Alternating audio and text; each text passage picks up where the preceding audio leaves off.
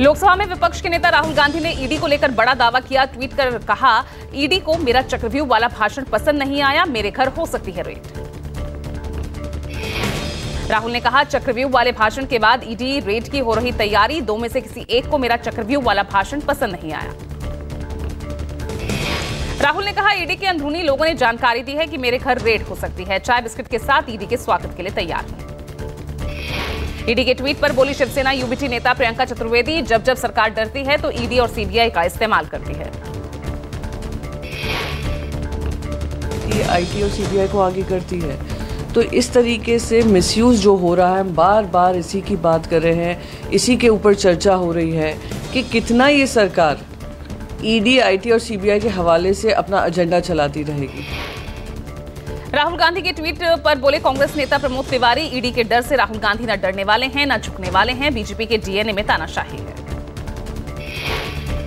Party के DNA में तानाशाही वो अपने पार्टी के अंदर भी करती है, पार्टी के बाहर भी करती है, और उनका प्रयास यही है कि राहुल गांधी की आवाज को कमजोर किया जाए, और शायद वो राहुल गांधी को ठीक से जानते नहीं। वो न डरने वाले हैं न घबराने वाले हैं। राहुल गांधी के बयान पर बीजेपी नेता सुकांत मजूमदार का पलटवार। कहा, राहुल पहले ही जमानत पर है, भ्रष्टाचार के आरोप में उन्हें गिरफ्तार किया जाएगा। अगर भ्रष्टाचार नहीं है तो कुछ नहीं होगा। एक केस में कोर्ट से वो बेल पे है, बेल रिजेक्ट हो जाएगा तो ऐसे ही अरेस्ट होगा। इनके लिए, इसके लिए ज्यादा बुद्धि लगाने की क्या चीज है।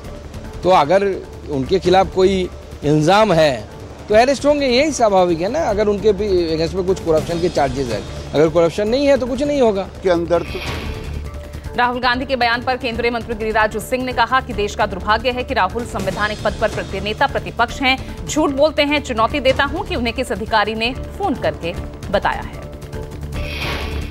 सदन के अंदर तो झूठ बोलते ही हैं, सदन के बाहर भी भ्रम फैलाने का काम किए हैं। उन्हें चुनौती देता हूं कि वो बताएं कि कौन अधिकारी उनको फोन किया है। के अंदर तो झूठ। गिरिराज सिंह ने कहा, राहुल सदन के अंदर तो झूठ बोलते ही हैं, बाहर भी भ्रम फैलाने का काम करते हैं। वो दुनिया से जाति पूछ रहे हैं, अपनी जाति बताने से भाग रहे हैं। रील मिनिस्टर कहे जाने वाले विपक्ष पर भड़के अश्विनी वैष्णव। कहा, हम रील नहीं बनाते, हम मेहनत करते हैं, आप लोग दिखावे के लिए रील बनाते हैं। अश्विनी वैष्णव के बयान पर पलटवार करते हुए कांग्रेस ने कहा, रेल मंत्री का बयान अहंकार भरा है, सदन में जवाब देने में उन्हें परेशानी हो रही है।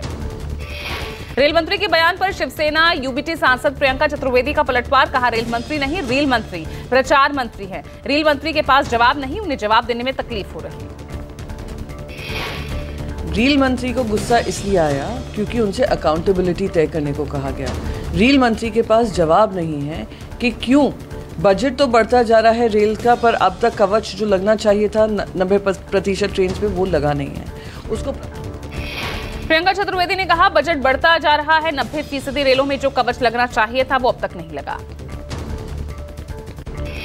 केंद्रीय रेल मंत्री अश्विनी वैष्णव के बयान पर कांग्रेस सांसद दीपेंद्र सिंह हुड्डा ने कहा, हरियाणा जैसे प्रदेश में 10 सालों में 1 इंच भी रेल लाइन नहीं बिछी। जिन्होंने रेल लाइन नहीं बिछवाई वो रील की बात कर रहे हैं। कांग्रेस सांसद गौरव गोगोई ने कहा, अश्विनी वैष्णव अपनी नैतिक जिम्मेदारी नहीं ले रहे। पिछले 2 महीनों में 4 मालगाड़ी पटरी से उतरी। पिछले 2-3 महीनों में रेल हादसों में 14 लोगों की मौत हुई। रिजर्वेशन को लेकर सुप्रीम कोर्ट का बड़ा फैसला। अदालत ने 20 साल पुराना अपना ही फैसला पलटा। SC/ST में सब कैटेगरी बनाने का राज्यों को अधिकार मिला।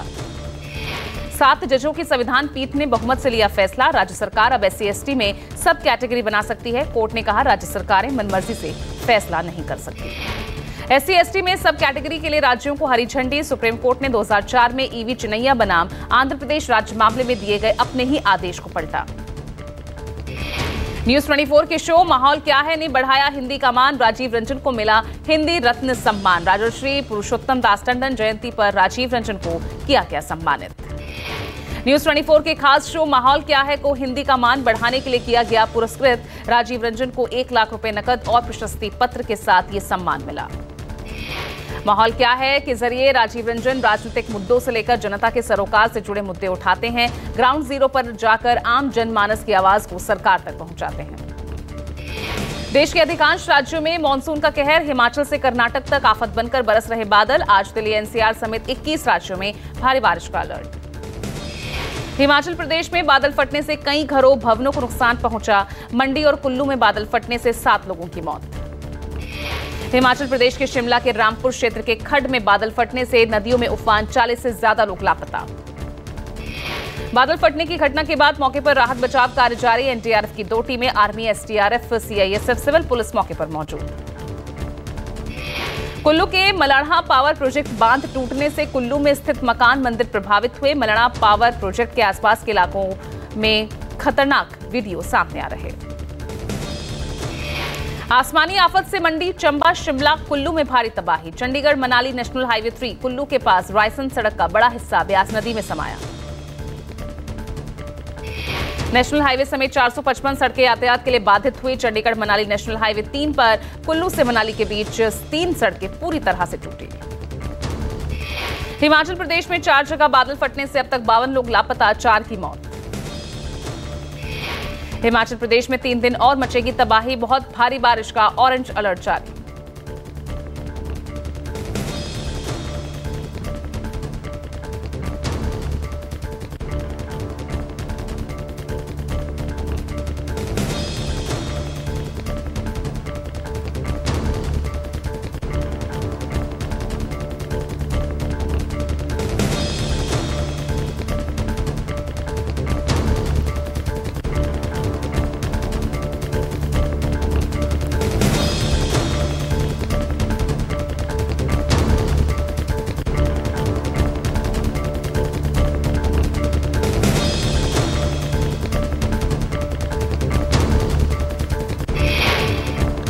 उत्तराखंड में आसमानी आफत जारी, भारी बारिश और लैंडस्लाइड के बाद रोकी गई केदारनाथ यात्रा।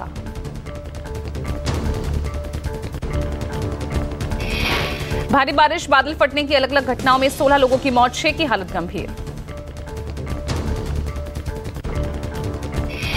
यात्रियों को बचाने के लिए देर रात से रेस्क्यू ऑपरेशन जारी है। 450 यात्रियों को सोनप्रयाग सुरक्षित पहुंचाया गया। उत्तराखंड में बाढ़ की स्थिति है, नदियां उफान पर है, जगह जगह लैंडस्लाइड की भी खबर है।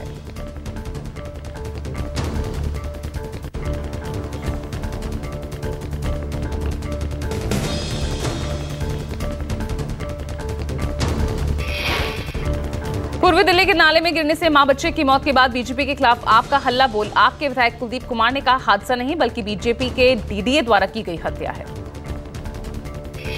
विधायक कुलदीप कुमार ने कहा, डीडीए के अधिकारियों के खिलाफ हत्या की एफआईआर होनी चाहिए। डीडीए की लापरवाही के चलते मां और बच्चे की मौत हुई। आज बड़े दुख के साथ मुझे कहना पड़ रहा है कि डीडीए की लापरवाही के कारण आज एक मां और बेटे की जान चली गई। मैं एलजी साहब से कहना चाहता हूं, एलजी साहब, आपने दिल्ली की जनता को परेशान करने का काम किया है। आपको कुर्सी पे बैठने को हक नहीं है।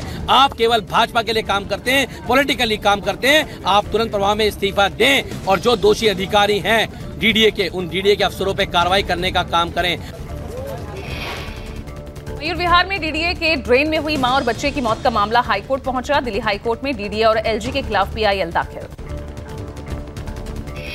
सीएम योगी आदित्यनाथ ने गोमती नगर बारिश कांड पर विधानसभा में जोरदार हंगामा बोला। उन्होंने कहा कि गोमती नगर की घटना में सद्भावना वाले लोग शामिल हैं। 4 राज्यों की कांग्रेस स्क्रीनिंग कमेटी का गठन। हरियाणा, महाराष्ट्र के लिए बनी स्क्रीनिंग कमेटी। झारखंड, जम्मू कश्मीर के लिए भी स्क्रीनिंग कमेटी बनाई गई। अजय माकन बने हरियाणा स्क्रीनिंग कमेटी के चेयरमैन। स्क्रीनिंग कमेटी में जिग्नेश मेवाड़ी को भी जगह मिली।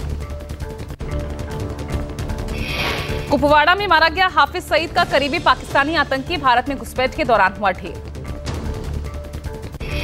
सूत्रों के मुताबिक कुपवाड़ा के माचल इलाके में भारत में घुसपैठ के दौरान मारा गया आतंकी हाफिज सईद का करीबी होने के साथ साथ पाकिस्तान का एसएसजी कमांडो भी था। मारे गए आतंकी का नाम नोमान जियाउल्ला है। जियाउल्ला को अक्सर अलग अलग मंचों पर भारत की मोस्ट वांटेड और मुंबई हमलों के मास्टरमाइंड हाफिज सईद के साथ देखा गया था। नीट पेपर लीक मामले में सीबीआई ने दाखिल की चार्जशीट। हाई प्रोफाइल केस की जांच कर रही सीबीआई ने पहली चार्जशीट दाखिल की। सीबीआई ने सभी आरोपियों पर धारा 120B, 201, 409, 380, 411, 420 और I-109 आईपीसी के तहत केस दर्ज किया। सीबीआई ने पहली चार्जशीट में 13 लोगों को आरोपी बनाया। नीट पेपर लीक को लेकर सीबीआई की छापेमारी देश भर में चल रही है। गुजरात में एसीबी ने रिश्वतखोरी के मामलों में बड़ी कार्रवाई की। एसीबी ने 20 लाख रुपए की रिश्वत लेते हुए 2 लोगों को रंगे हाथों पकड़ा। भ्रष्टाचार के मामले में एसीबी ने 73 लाख रुपए कैश के साथ 4.5 किलो सोने का किया है यहां पर सीज। बीजेपी का हर घर तिरंगा अभियान के लिए मेगा प्लान। 11 से 14 अगस्त तक तिरंगा यात्रा पूरे देश में निकाली जाएगी। बीजेपी ने कहा 13 से 15 अगस्त तक हर घर, हर दुकान, ऑफिस, कंपनी पर तिरंगा फहराया जाए और इसमें बच्चों की भागीदारी भी हो। बीजेपी का प्लान हर महापुरुष की प्रतिमा, स्मारकों पर स्वच्छता अभियान और माल्यार्पण किया जाएगा।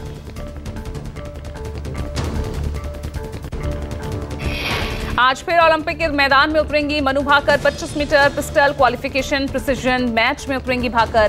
पेरिस ओलंपिक में मनु भाकर ने अब तक 2 ब्रॉन्ज मेडल जीते। पेरिस ओलंपिक में भारत को तीसरा मेडल मिला। 50 मीटर राइफल 3 पोजीशन की मेंस कैटेगरी में शूटर स्वप्निल कुसाले ने ब्रॉन्ज मेडल जीता।